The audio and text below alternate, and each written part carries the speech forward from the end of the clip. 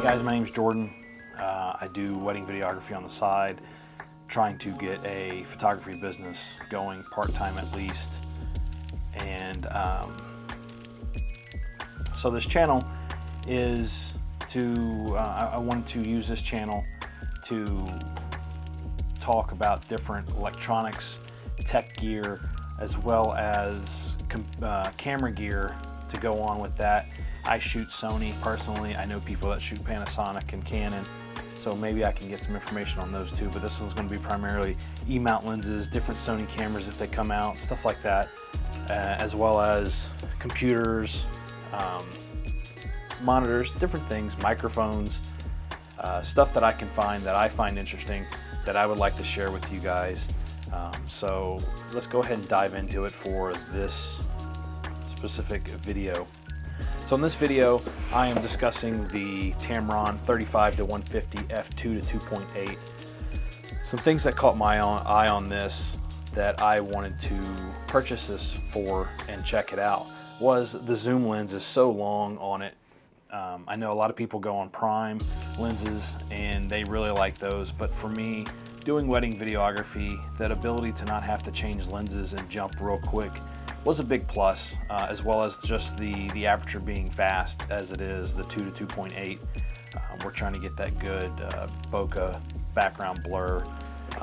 We're not too big into it, but just to have enough so that you can't tell the difference, or you can see people are there and dancing videos and so on. So just to kind of give you an idea, the weight of this guy is 1,165 grams and 41.1 ounces.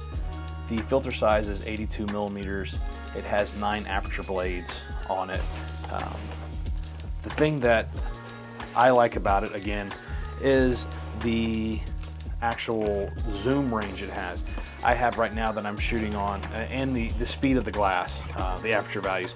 I'm shooting on a Sony 35 to 105 lens, 24 to 105 lens. Just got it, so it's still a little fresh in my brain, but it is an f4. This is more for a second shot camera, backup camera. So so far I'm happy with the little bit of video that I've gotten with this camera that's on the lens, and I'll discuss this one at a later date. But just to kind of give you an idea, this guy right here, this is the lens. You have your custom 1, 2, and 3 sliders, autofocus, manual focus. You have 3 autofocus hold buttons on it. The lock switch so that you can't pull it out from 35, and then the zoom on it.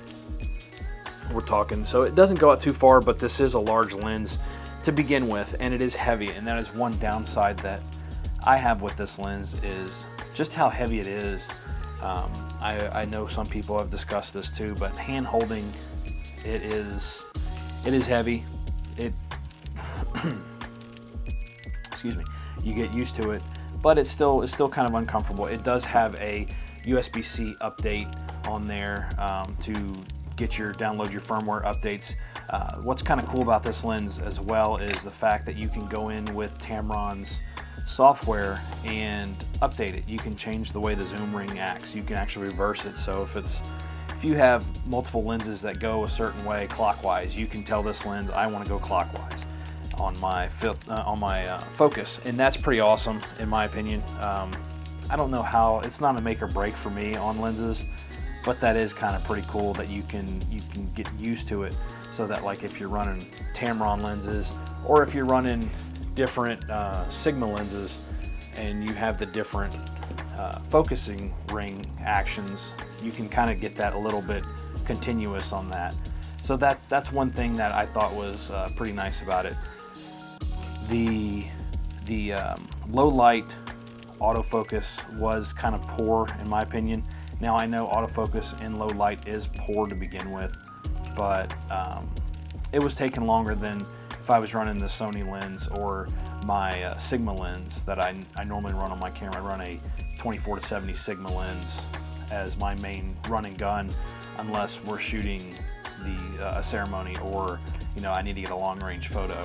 So yeah, that was a little bit of a downfall. So my two big negatives on this were the autofocus and the autofocus in low light, as well as just the weight of it. This lens is roughly about $1,600 on Amazon as of today, give or take. I think I actually paid $1,600 for it, renewed, used, and it might actually be more than that now. It might be closer to 18. But those are my downfalls. I did not mention it does not have stabilization within the lens itself. That is something that doesn't really bother me so much because I have my camera, which is excellent with the stabilization that I need. And if I'm really crazy, I need to go on to a gimbal, which the downfall of this lens as well is just the gimbal on it is so stinking heavy. I don't know if you could actually put that on a gimbal comfortably, unless it's a large gimbal. But yeah, that's my review of the lens. Would I recommend it to people? I would recommend it to somebody that's just starting off, that wants something fast, but wants a wide range. To go from 35 to 150 is great, and you're hitting 2.8. I personally run 2.8. I didn't even go down to 2 so much, but to have that option in the 50 to 35, I think it is. I'm not 100% sure on the aperture range on it, but to go from that to 2.8 and have that option, and you can drop that back a little bit to get a little bit sharper. I think that's a plus for somebody just starting out, or somebody that just wants one lens and wants a camera to just go out run and gun. If I had the option and I had the money, I would go, and I wanted zoom lens, I would probably pick something up different and get 2 lenses. Like I said, I normally run a 24 to 70 Sigma art lens, and I have a Tamron 70 to 200 lens as well. So those are my 2 go-to lenses. But other than that, I think this is a great lens, great starter lens. I mean, so for some people, this might be a great all-around lens to go with. And yeah, for, I said it was around $1,600. That's renewed. It is $1,900 Sony MSRP from Tamron for the Sony lens. They also do make this for Nikon if you are interested. But yeah, that's my review on this. Sorry for the choppiness. First video. Plan on hopefully making more, and we'll go from there. Thank you guys for watching, and